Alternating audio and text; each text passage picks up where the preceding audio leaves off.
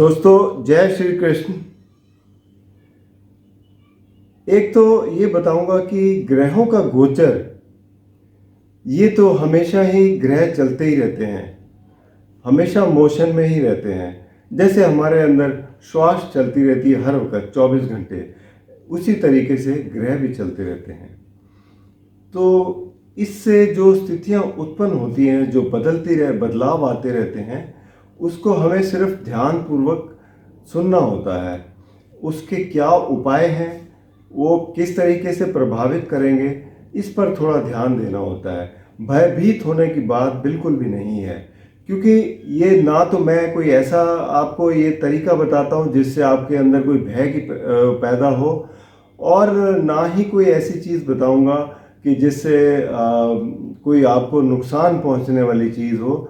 सिर्फ इतना ज़रूर कहूँगा कि आप ज्ञानवर्धक बने, अपनी चीज़ों को समझें और उन चीज़ों से ऊपर उठने की कोशिश करें। उसके बाद ये ग्रह वगैरह जो हैं किसी को कोई तकलीफ नहीं देते। तो बस सिर्फ एक समझने की बात है। तो आज हम बात कर रहे हैं कन्या राशि की, जुलाई महीने के लिए, 2023 के लिए। तो सबसे पहले देखेंगे कि कन्या राशि के लिए ग्रहों की स्थिति किस प्रकार है। पहली तारीख को जो राशि चार्ट है वो मैं आपको दिखा रहा हूँ, और जो बदलाव होने हैं वो कुछ इस प्रकार हैं। सबसे पहले मंगल ग्रह का राशि परिवर्तन होगा। ये पहली तारीख को ही जो सिंह राशि में आएंगे, यानी कि आपके द्वादश भाव में आएंगे। अभी तक नीच राशि में चल रहे थे और एकादश भाव में थे। हालांकि एकादश भाव में अष्टम भाव के स्वामी अगर बैठे हो तो अचानक से धन लाभ भी देते हैं, और कई ऐसे तरीकों से धन देते हैं कि जिसमें गलत सही का आंकलन करना मुश्किल होता है। लेकिन जब ये द्वादश भाव में आएंगे तो द्वादश भाव में भी, क्योंकि अष्टम भाव के स्वामी हैं, तो एक विपरीत राजयोग बनाएंगे जिससे आपको ये लाभ की स्थिति में ही रखेंगे। इसके बाद बात करेंगे शुक्र की, जो जो 7 तारीख को राशि परिवर्तन कर रहे हैं। ये भी कर्क राशि से सिंह राशि में आएंगे द्वादश भाव में। 8 तारीख को बुध का राशि परिवर्तन होगा, क्योंकि बुध आपके राशि के स्वामी हैं और ये दशम भाव में गोचर कर रहे हैं। दशम भाव जो है आपका कार्य का क्षेत्र है, और इसके बाद ये 8 तारीख को एकादश भाव में जाएंगे। 25 तारीख को फिर से ये आगे बढ़ते हुए द्वादश भाव में चले जाएंगे। इसके बाद जो गोचर है वो सूर्य का है। सूर्य का राशि परिवर्तन होगा 17 जुलाई को, और ये जाएंगे आपके कर्क राशि में। और इसके साथ चंद्र का राशि परिवर्तन अगर देखें तो शुरू हो रहा है वृश्चिक राशि से, और 2.25 दिन में इनका राशि परिवर्तन हो जाता है। तो ये तो ग्रहों की स्थिति थी। अब इसके ऊपर हम बात करेंगे कि आपके लिए किस तरीके से रहेगा स्वास्थ्य के मामले में। तो स्वास्थ्य के मामले में हम सबसे पहले देखेंगे आपके जो राशि स्वामी हैं वो बुध हैं। बुध दशम भाव में बैठे हैं सूर्य के साथ, और यहाँ पर इनकी स्थिति क्योंकि अपने ही घर में है तो बहुत ही अच्छी स्थिति है। आपके स्वास्थ्य पर कोई असर नहीं है, आपका स्वास्थ्य बहुत अच्छा रहेगा। 8 तारीख को ये एकादश भाव में जाएंगे, जो कि चंद्र की राशि है। तो एकादश भाव भी लाभ स्थान होता है, यहाँ पर भी आपको कोई परेशानी नहीं करेंगे। 25 तारीख को जब ये द्वादश भाव में आएंगे, वहाँ पर थोड़ी सी कमज़ोर स्थिति होगी। तो वो आखिरी सप्ताह जो है आपको थोड़ा सा ध्यान रखना पड़ेगा अपने सेहत पर। खाने पीने का ध्यान रखें और अच्छे व्यायाम वगैरह करते रहें तो कोई परेशानी नहीं आएगी। धन की बात करें तो धन भाव के स्वामी हैं शुक्र, और यहाँ पर बैठे हुए हैं केतु। तो केतु थोड़ा सा धन से आपका मोह जरूर दूर करते हैं, लेकिन शुक्र स्वामी होते हुए एकादश भाव में बैठे हैं, धन देते भी बहुत हैं। और ये 7 तारीख को द्वादश भाव में चले जाएंगे। द्वादश भाव में शुक्र जो है वो आपको सुख सुविधाएं प्रदान करेंगे, उस पर आप खर्चा करेंगे। तो कुल मिलाकर शुक्र की स्थिति द्वादश भाव में भी अच्छी गिनी जाती है, तो इनके भी अच्छे परिणाम रहेंगे। इसके अलावा अब बात करें आपके तीसरे भाव की। तीसरे भाव के स्वामी मंगल हैं। मंगल बैठे हुए हैं एकादश भाव में, नीच राशि में है। तो यहाँ पर क्या है कि एकादश भाव लाभ का स्थान होता है, चाहे कोई भी ग्रह कैसी भी स्थिति में हो लेकिन लाभ देता है। तो मंगल की स्थिति यहाँ अच्छी गिनी जाएगी, लेकिन वो 1 तारीख को ही द्वादश भाव में चले जाएंगे। तो द्वादश भाव में, क्योंकि अष्टम भाव के भी स्वामी है ये, तो एक किस्म से आपको फायदा ही देंगे, क्योंकि अष्टम भाव के स्वामी द्वादश भाव में हो तो आपको एक विपरीत राजयोग देते हैं, जो आपको अचानक से कोई ना कोई धन लाभ देते हैं। इतना ज़रूर है, आपको तीसरे भाव के जो रिजल्ट हैं उसमें थोड़ी कहीं ना कहीं कमी दिखाई देती है। कोई ना कोई भय उत्पन्न कर देते हैं कि ये मैं काम करूं, उससे मुझे फ़ायदा होगा कि नहीं होगा, इस तरीके से। लेकिन क्योंकि मित्र राशि में है तो बहुत ज़्यादा परेशानी नहीं देंगे, बल्कि आपकी हिम्मत बढ़ाएंगे। इसके बाद चौथे घर की बात करें।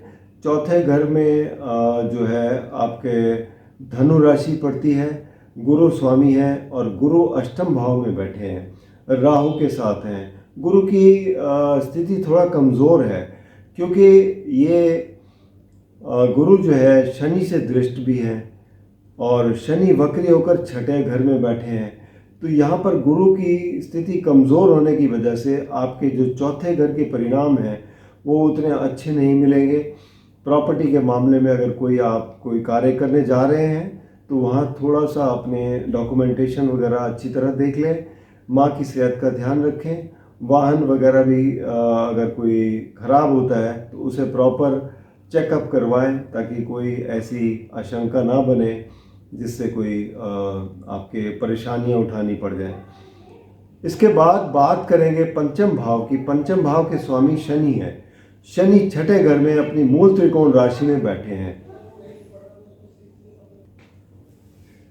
शनिदेव आपको यहाँ पर क्योंकि वक्री हैं तो कुछ परिणाम पंचम भाव के भी देंगे। पंचम भाव जो बच्चों से संबंधित है, शिक्षा से संबंधित है, आपके क्रिएटिविटी से संबंधित है। शनिदेव क्या कहते हैं आपको, वैसे तो आपकी राशि के लिए, क्योंकि पंचम और छठे भाव के स्वामी हैं, आपको मिश्रित परिणाम देंगे। तो एक तो ये कि आपको ये सजेस्ट करते हैं जो भी काम करिए धीरे से सोच समझ के करिए, कि उसमें कोई आपकी त्रुटियां हों। मतलब बहुत तेज़ चलने को नहीं कहते हैं शनिदेव, हमेशा ये कहते हैं आप ध्यानपूर्वक चलिए और अपने काम को एक बार फोकस होके करेंगे तो आपके लिए कोई परेशानियां नहीं खड़ी होंगी, वरना ये बहुत बड़ी परेशानी भी खड़ी कर देते हैं। तो इस बातों का ध्यान रखिए।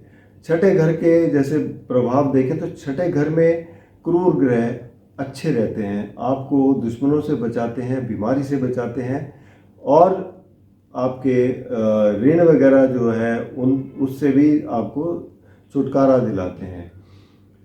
अब क्योंकि पावरफुल ज़्यादा हो गए हैं अब यहाँ पर वक्री होने की वजह से, तो इसलिए आपको ये फायदा देंगे। सप्तम भाव के स्वामी गुरु हैं। गुरु अष्टम भाव में बैठ गए तो यहाँ पर स्थिति थोड़ी कमज़ोर हो गई, राहु के साथ हो गए। आपको पति पत्नी के रिश्ते हैं, वहाँ पर थोड़ा सा समन्वय रखना है। पार्टनरशिप है जो बनी हुई है उस पर भी आप ध्यानपूर्वक चलें। नई पार्टनरशिप करने की ना कोशिश करें, क्योंकि टूट सकती है। और क्योंकि सप्तम भाव और भी कई चीज़ें देखी, विदेश भी देखा जाता है, हो सकता है आप विदेश की भी यात्रा करें, लेकिन उसके चांसेस ये होते हैं कि सफलता मिलने के चांसेस कम हैं। तो इसलिए इन सब बातों का ध्यान रख के चलेंगे तो थोड़ा समय आपके लिए ये अच्छा रहेगा। अष्टम भाव की बात करें तो अष्टम भाव के स्वामी मंगल है। मंगल जैसे मैंने बोला था द्वादश भाव में बैठे हैं, तो द्वादश भाव में एक विपरीत राजयोग बनाते हैं जो अचानक से आपको लाभ देते हैं। यहाँ पर मंगल की स्थिति अच्छी है। नवम भाव के स्वामी शुक्र हैं। शुक्र की स्थिति अच्छी है क्योंकि एकादश भाव में बैठे हैं, उसके बाद द्वादश भाव में चले जाएंगे। तो कुल मिलाकर यहाँ आपका भाग्य भी साथ देगा। और आपके राशि स्वामी दशम भाव, वो भी इनकी अपनी राशि है, कार्य क्षेत्र भी इनका अपना ही है। बुध ग्रह जो है वहीं बैठे हैं मजबूत स्थिति में हैं। कार्य क्षेत्र में भी आपकी स्थिति बहुत अच्छी रहेगी। सूर्य देव साथ में बैठे हुए हैं जो द्वादश भाव के स्वामी हैं, ये आपको विदेश ले जा सकते हैं और साथ ही में आपको कार्य में भी आपकी काफ़ी मदद करते हैं क्योंकि बली हैं दशम भाव में। तो इन सब बातों से लगता है कि आपके लिए ये जुलाई का महीना काफ़ी अच्छा है।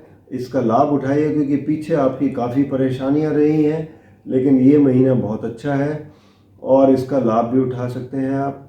सूर्य की स्थिति और भी मजबूत होने जा रही है जब ये कर्क राशि में चले जाएंगे और आपको और अधिक लाभ देंगे। साथ ही में बुध भी जो है एकादश भाव में चले जाएंगे, तो इस महीने आपको लाभ भी बहुत अच्छे मिलेंगे, कार्य क्षेत्र से भी और वैसे भी बहुत अच्छे लाभ मिलेंगे। और कुल मिलाकर अगर देखा जाए तो ये महीना आपके लिए अच्छा है। फिर भी अगर व्यक्तिगत रूप में कोई समस्या है तो आप नीचे दिए गए नंबर पर संपर्क कर सकते हैं या vedicpredict.com पर लॉगिन करके अपनी कुंडली का विश्लेषण करवा सकते हैं। उपाय के तौर पर आप कन्या राशि वाले कई उपाय कर सकते हैं। एक तो ये कि पीपल के पेड़ की सेवा करें, वहाँ विष्णु का वास होता है। बुधवार को ज़रूर पीपल के पेड़ पे जाके जल दें और मंदिर में भी लगे होते हैं। और इसके अलावा आप गौशाला में जाकर वहाँ गाय का चारा अगर उनको उपलब्ध कराएं, ये भी बहुत अच्छा उपाय होता है। ये सब करते हैं आप तो आपको बड़ी सहायता मिलती है। बाकी मैंने कई जगह देखा है, बहुत से लोग क्या होते हैं कि जैसे गाय को खाना खिलाने के लिए कहते हैं, रोटी खिलाने को कहते हैं, तो पॉलीथीन के पैकेट में गाय के सामने रोटी फेंक देते हैं। तो कृपया मेरी आपसे ये विनती है कि ऐसा ना करें, उससे गाय को नुकसान ही होता है, उससे आपको भी कोई फ़ायदा नहीं मिलेगा। तो इन सब बातों का ध्यान रख के चलिए तो आपको फ़ायदा होगा। अंत में रिक्वेस्ट करूँगा, अगर आपने चैनल को सब्सक्राइब नहीं किया तो कृपया सब्सक्राइब करके बेल आइकन ज़रूर दबा दें ताकि आने वाली वीडियो की नोटिफिकेशन मिल जाए। और अगर आपको वीडियो पसंद आए तो आप शेयर ज़रूर करिए ताकि दूसरे भी इसका लाभ उठा सकें। धन्यवाद।